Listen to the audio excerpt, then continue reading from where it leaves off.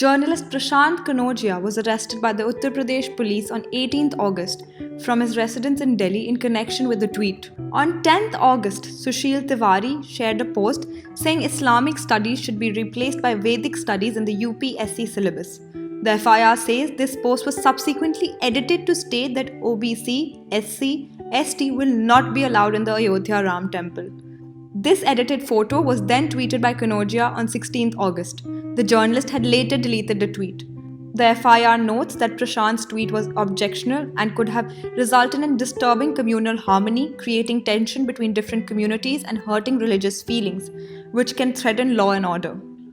The FIR had been filed under Section 153A, 153B, 420, 465, 468, 469, 500, 505 1B, 505 2, and Section 66 of the Indian Penal Code. These sections deal with defamation and attack upon religion, race, place of birth, residence, language, etc. of any particular group or class upon the founders and prophets of a religion, among other violations. India ranks 14th among nations where journalists are murdered and their killers go free, reports Committee to Protect Journalists. In the last decade, at least 324 journalists have been murdered worldwide, and in 85% of these cases, no perpetrators have been convicted. These ruthless murders are symptomatic to a larger problem of silencing journalists.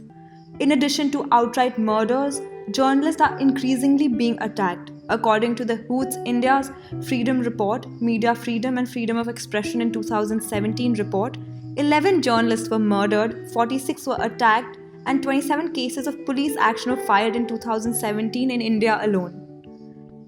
India needs free, fair, non hyphenated, and questioning journalism even more as it faces multiple crises. But the challenge is going to come to journalists who stand with the truth and sometimes have to stand against administration. But then who said democracy was easy? Krishangi Sinha, Democracy News Live, New Delhi.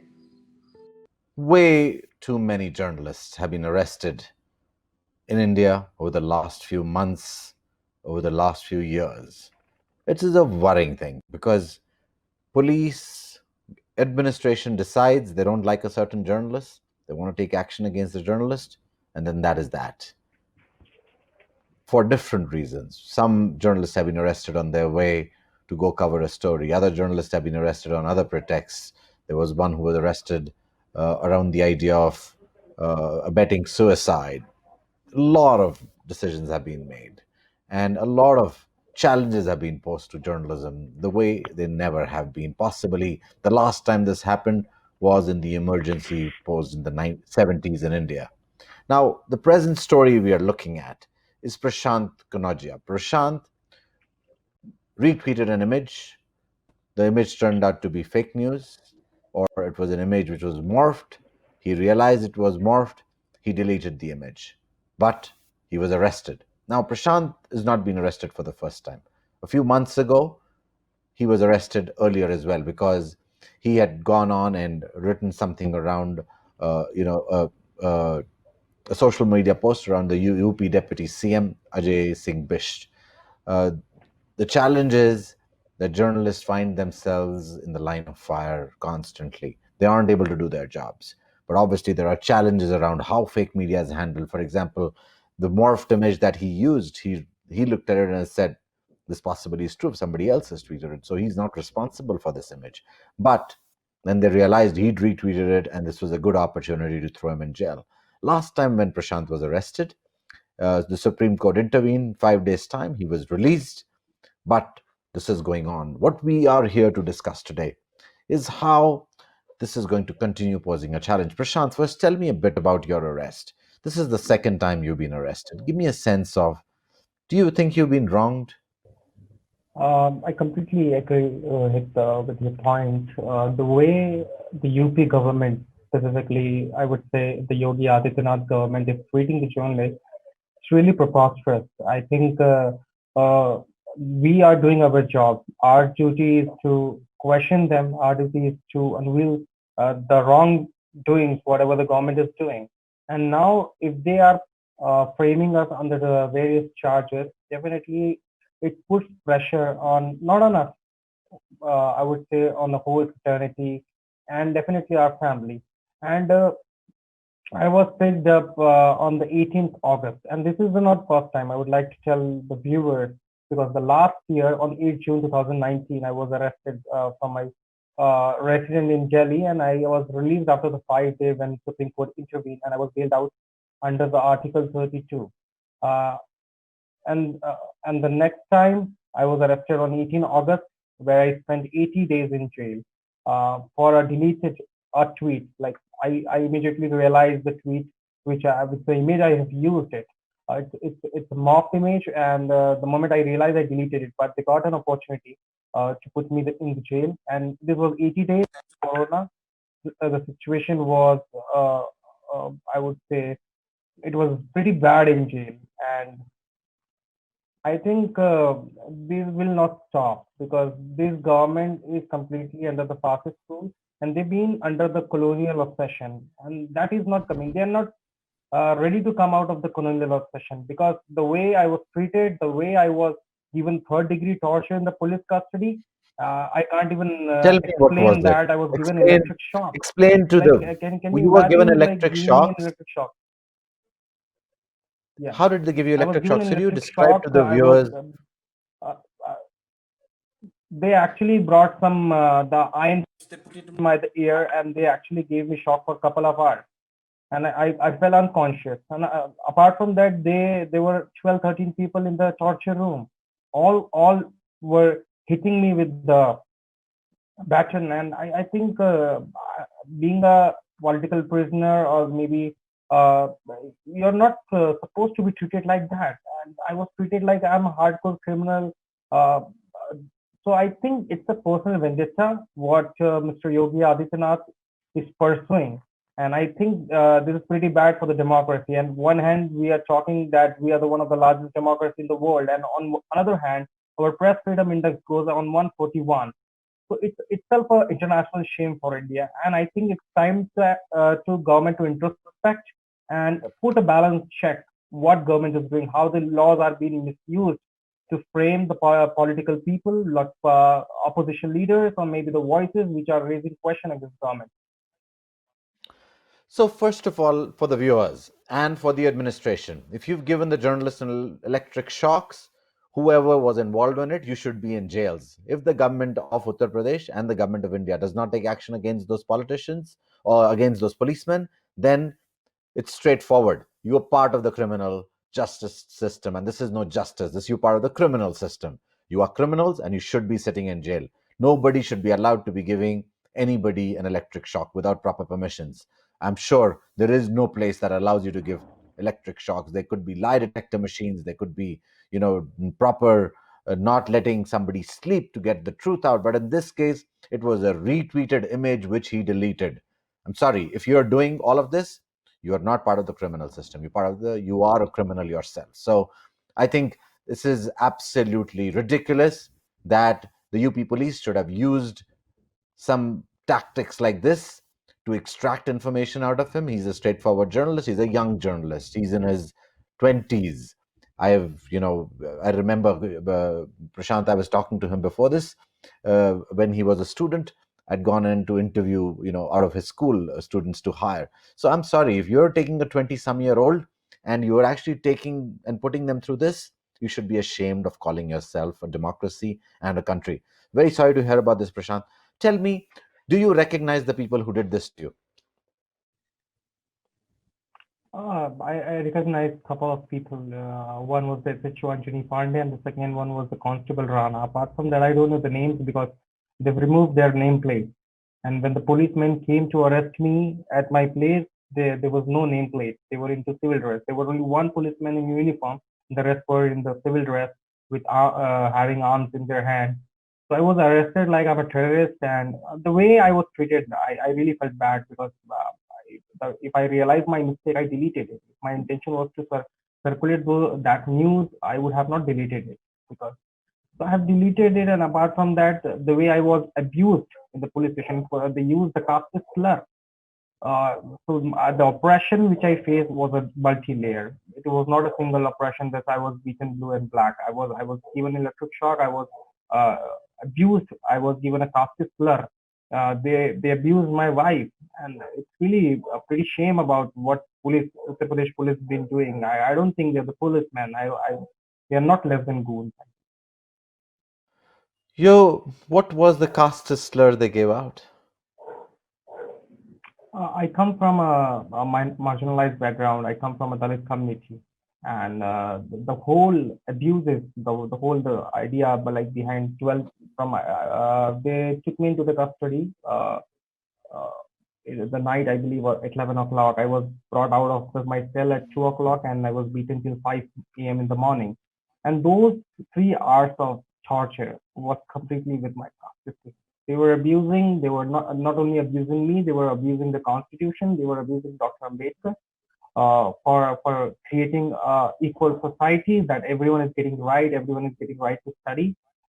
Like all opportunities on the equal platform. So the officer Ranjini Pande really felt bad about it. He even abused Ambedkar. He told the Ambedkar has brought you people into the education fray, and you are just competing with us. Otherwise, you would have been carrying shit on your head. So I think it is not only the police and the criminal system. It is also a system of caste, which is actually I think it's managing all those affairs in India, because these people are not coming from the Mars. They are part of the society. Even after wearing the uniform, they can't leave their caste behind. And the whole idea behind the third degree torture are only for the people who come from the marginalized background. You don't get third degree torture if you come from the higher class. If you come from a very affluent class, you get third degree torture when you are poor, you're marginalized, you're a Muslim.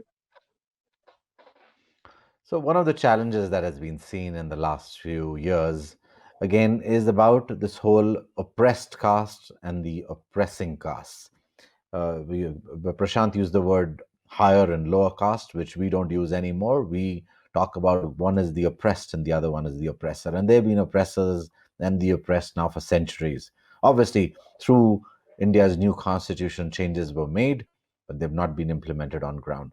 If you actually look at the list of people who were arrested in the last few months, even post the lockdown, if you look at the names, you will realize that a lot of them come from groupings which are either marginalized or they're Muslim.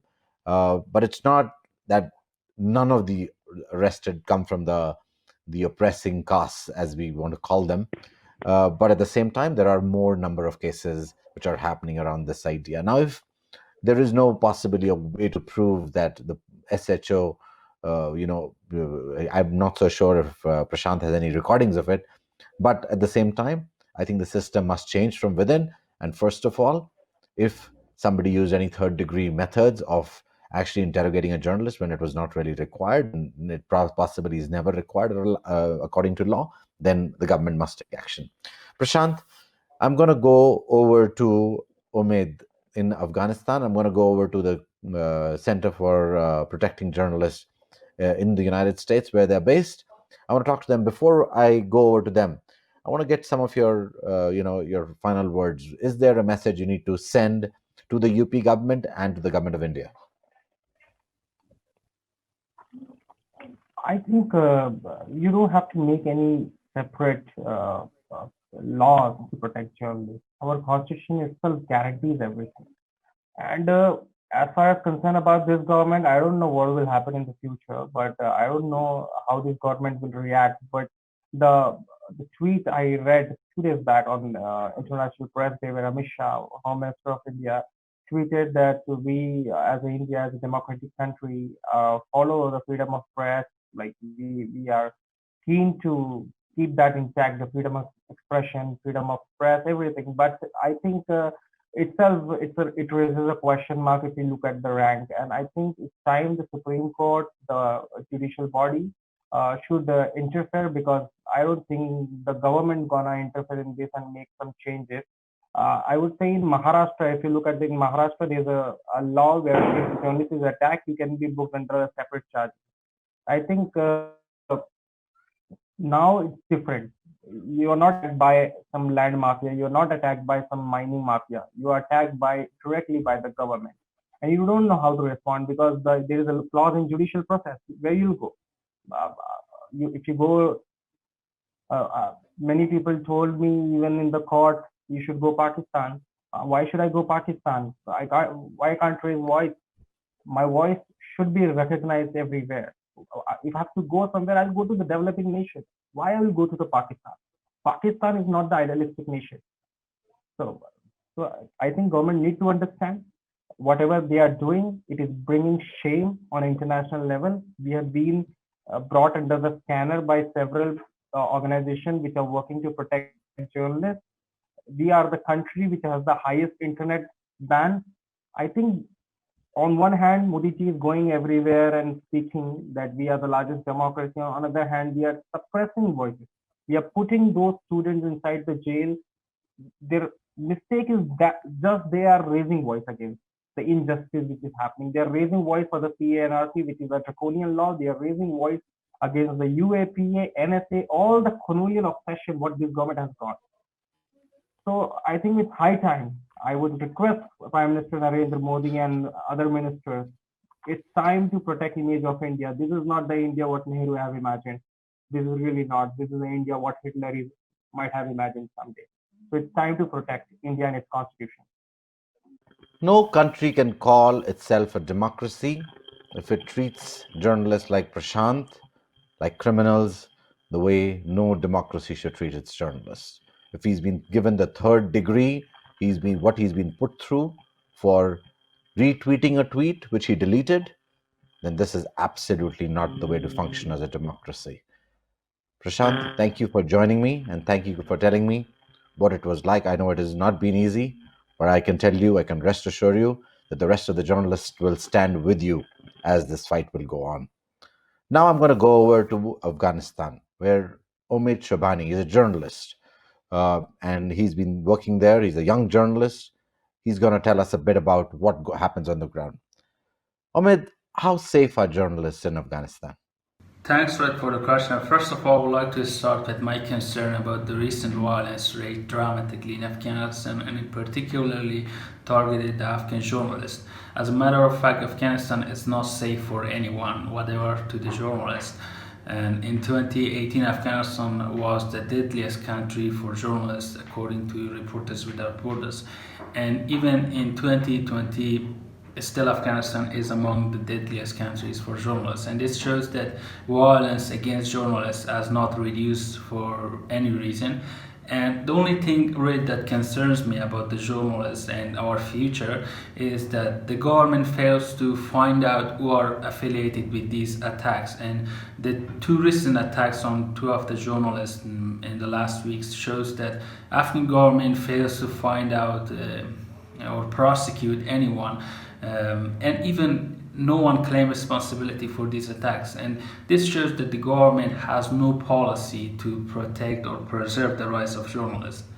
Now we know in a country where there is so many challenges, it's not easy to, be reporting, and you obviously end up reporting against the government a lot of times because they are at fault at many, many times. You want to continue putting pressure on them to make sure that they work like a democracy. Now, does the government put pressure on journalists as you do your reportage?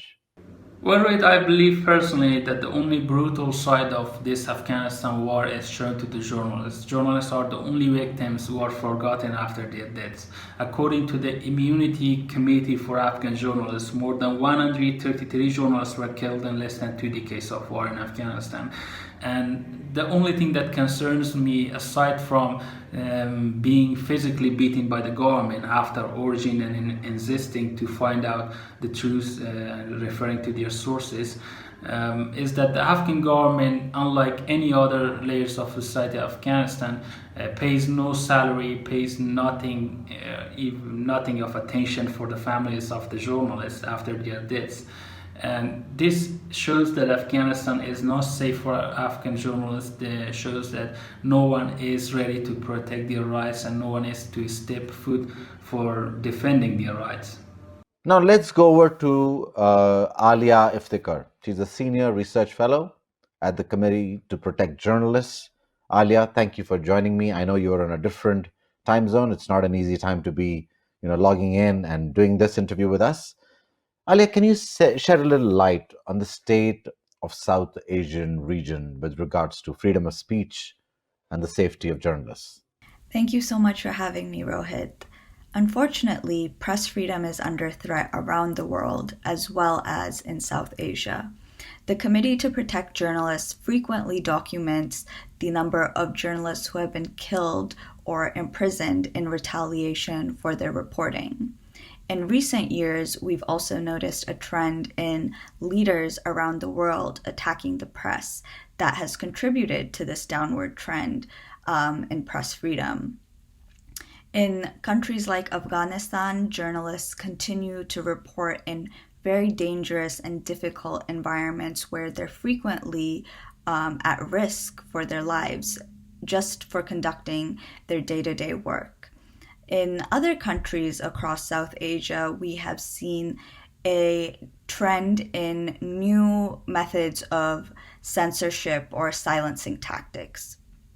Across Pakistan, across Bangladesh, India, Sri Lanka, and Nepal, we have seen an uptick in legal cases that are filed against journalists, investigations that are opened into journalists. And unfortunately, what this means is that journalists and media organizations have to spend time fighting these legal battles instead of doing their work. And it also has a chilling effect across the communities, across the media environment, across the country, where journalists are more wary of pursuing investigative work because of the type of retaliation they could face. Now, has there been a study around the idea of the maturity of the democracy and safety of journalists? Is there direct proportionality, or has there been no way of finding out if they are directly proportional to each other? So, a free press is essential to a democracy. It is critical in terms of having an informed citizenry. It is critical to hold governments accountable. And to put it very plainly, a country cannot claim to be upholding democratic norms if it is not creating an environment for and supporting press freedom. Give me a little sense of the Committee to Protect Journalists' effectiveness in South Asia. Now, is CPJ offering anything to journalists so that they can offer a layer of protection? How does CPJ help these journalists? So, the main goal for the Committee to Protect Journalists is to create an environment where all journalists can work safely without fearing retaliation or without fearing retribution. So, we do this in a variety of ways, but the first step is always to research and document a press freedom violation. Now, once that's happened, the next most important question is, does that journalist or that media organization want our help? And if they do, what kind of help are they looking for? So our advocacy can look different in every case. Sometimes it means raising concerns with local officials, with the local police department. Other times it can mean, taking it all the way to the Prime Minister's office or raising it on an international stage, whether that's at the European Union, the United Nations, or whether it is raising concern with the United States government. So it really depends, and it's very individual with every case. The other question is, we can often help assist journalists in a variety of ways in terms of raising their case, raising awareness. Other times it can be, helping to connect journalists with legal resources or other resources that they may be in need of. But the ultimate goal is always, working to create a safer environment for journalists around the world. Thank you, Alia. We've seen through all our interviews that it's not an easy situation. Journalists are going to be standing up sometimes against governments, reporting issues that have to be told. It's not easy. Nobody likes to be told you are not really in charge. You are a temporary government. You are in power today. You'll be gone tomorrow. But our job continues to keep going on and on. And we, as journalists, are not there to, make sure that we keep patting your back on a great job you're doing. We're supposed to tell you, I'm sorry, this is what is not in line, this is what's not right, you need to fix it. There cannot be bias, obviously. The job is more progressive in terms of, it's the idea is to make sure that you can make them more effective, you can make sure they fall in line. It's a check and balance on democracy. If you begin crushing that check and balance, what you're killing is democracy, is not journalists. So have your issues in order, make sure you're willing to listen to journalists, but there'll obviously be sometimes there will be journalists who are soul journalists, as we call them. They aren't journalists anymore, they've sold their soul. And then there is the path of law, to make sure you can find ways of figuring out if they are out of line. The law must take its course, but not in the way it took its course in Prashant's case, giving him electric shocks. It's no way for any decent nation, culture, country to exist. We will continue to fight this. I want to thank Prashant for speaking up. Thank you, Alia, for joining me for the show and giving us a sense of the Committee to Protect Journalists and what it does. And thank you, Amit Shabani from Afghanistan. We will continue following this story. It's an important story. Journalism stands as the check and balance to democracy, and we will continue fighting for it. Thanks, viewers, for watching. Good night and good luck.